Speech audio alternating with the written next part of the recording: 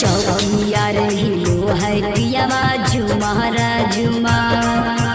चौकिया रहिलो है पियावा झुमारा झुमा नौका पलंगिया लगावा सुतब घुमारा घुमा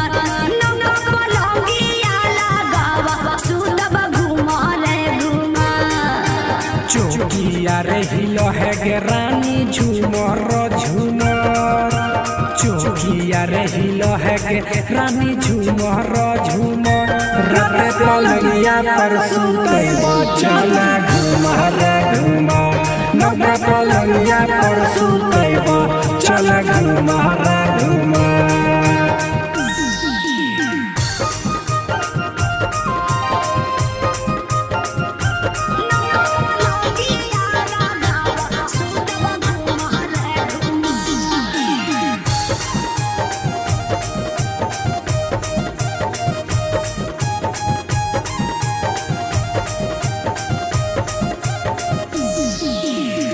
मच करे पौआ पाटी फेरे में करवाटिया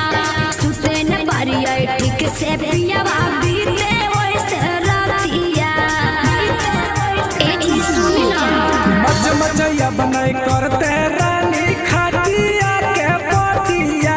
जैसन मन करतो वैसन सुते धानी रातिया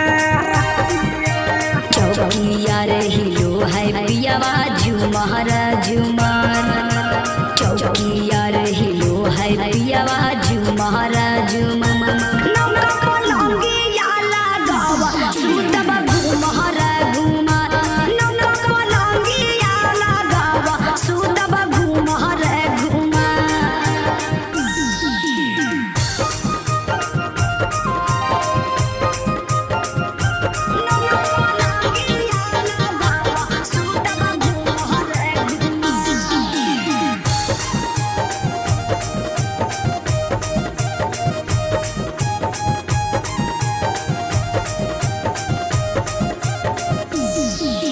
झाड़िए बिछैया गे रानी मोहला मोला चदरिया कहौ दीपक राज चल सुत से जरिया अच्छा लाला सुजित लाल कुमार कीर्त सुना बात हो तनी को ना ठीक लगे तोहर है आदत हो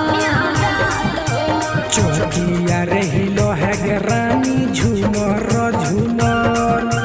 चौकिया रहिलो है गे रानी झुमर झुमर नौका पलंगिया पर सुतैबो चल घुमर घुमर नौका पलंगिया पर सुतैबो चल घुमर घुमर